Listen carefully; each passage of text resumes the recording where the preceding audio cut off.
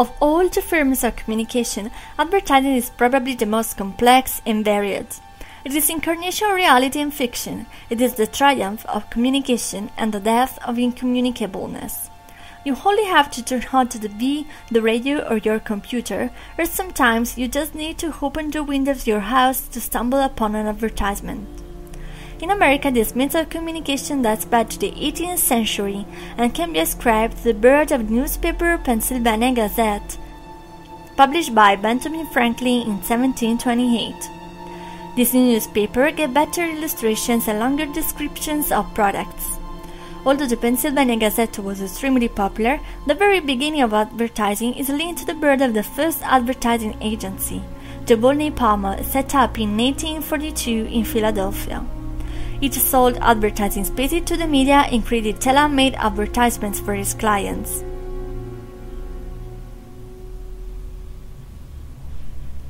Madison Avenue in the borough of Manhattan, New York City, was the most famous advertising avenue in the world. Advertising spread also thanks to the radio, but it started to change in 1929, the year of the Great Depression. Advertisers had lower budgets, while consumers had to limit their purchases to cheap food. In this atmosphere, advertising had to focus mainly on promoting war rather than consumers' goods. After World War II, the television entered the communication scene. The first commercial was broadcast on TV in 1941 for the Bulova Watch Company. It showed a watch and a map of the United States. It was the start of what American advertising has become today. Today, advertising is more than ever part of our daily life. It takes information from reality and then creates a reality in order to make consumers feel comfortable. Advertisers use stereotypes in order to make people understand the advertising message. They study colors, places and shapes.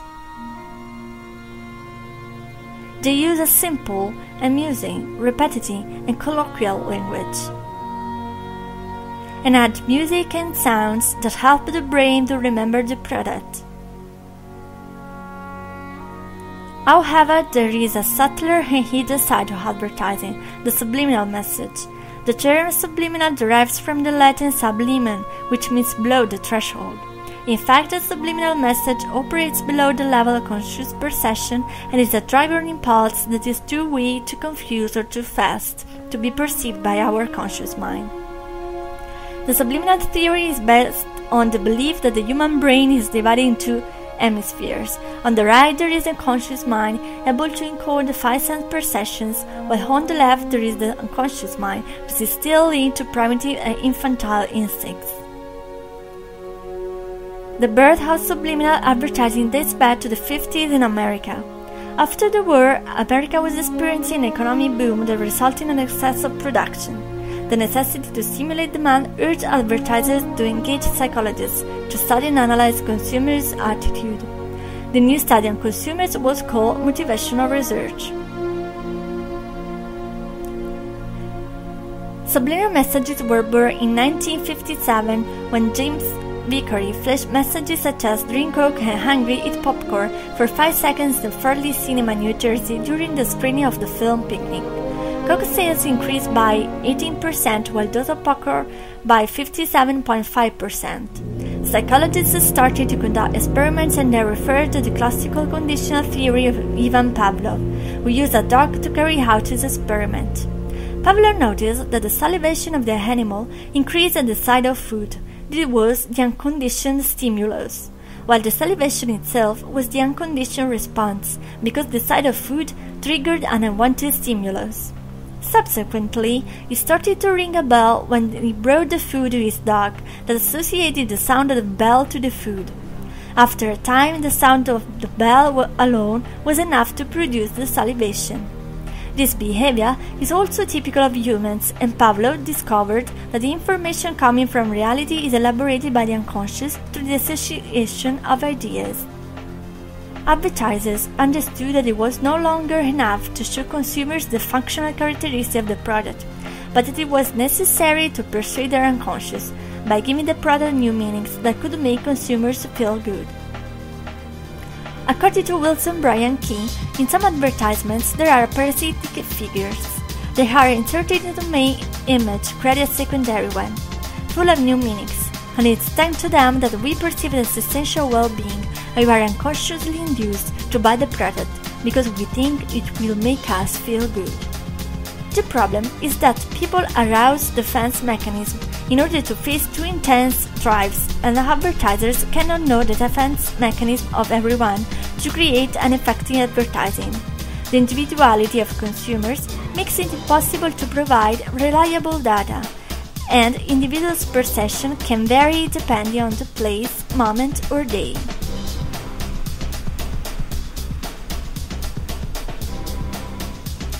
There are several techniques used to make a subliminal message. They can be audio or visual. The first type deals with messages played at either very low or high frequencies, so they are not perceived consciously, and in the second case they can be messages that can be read from right to left and vice versa. Backmasking is the most used technique and consists in recording the message on a track. The message is then reversed with low or high frequencies, and it can be heard and understood only if the track is played backward. The visual technique uses shadows, lights, sounds, or modified drawings in order to hide the subliminal message. The darkistoscope, a device that flashes images and works at a very high speed, is the most popular technique. Subliminal messages can be divided into several categories, depending on the parasitic figure. Sexual subliminal messages are the category with the most examples. These images hide genitalia or sex acts. Sexual subliminal messages, thanks to their parasitic shape, are able to act depending on the symbolic power of the hidden image and convey a sense of power. The satanic subliminal messages show skulls and 3 sixes, the number of the beast, and it can hurt because it chooses issues to which human beings are sensitive. Another category is represented by commercial subliminal messages. This category is the most innocent one, also because it only shows images of companies or products. A large number of subliminal messages can also be found in Walt Disney animated films, and they include images that show Freemasonry symbols. Even if they are not real categories, they are great examples of subliminal messages. The Walt Disney Company is the biggest media and entertainment corporation in the world, and a leader in the field of cinematography for children. Since 1923, the year in which it was founded, it has used lots of subliminal messages, almost all sexual. The most famous can be found in The Little Mermaid, in The Lion King, and The Rescuers.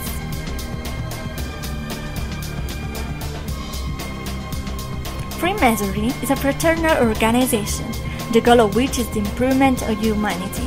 Its members are called Freemasons, from the French franc-maçon, a name that derives from the belief that Freemasonry descends from the Masons of the legend of Hiram Abiff, architect of Solomon's Temple. One of the most known symbols is the square and compasses, placed in such a way as to form a quadrilateral. The square is the symbol material and objective reality, while the compasses are the symbol of the spirit and subjective reality. Video games, animated films, comics, and movies all use this symbol in their images.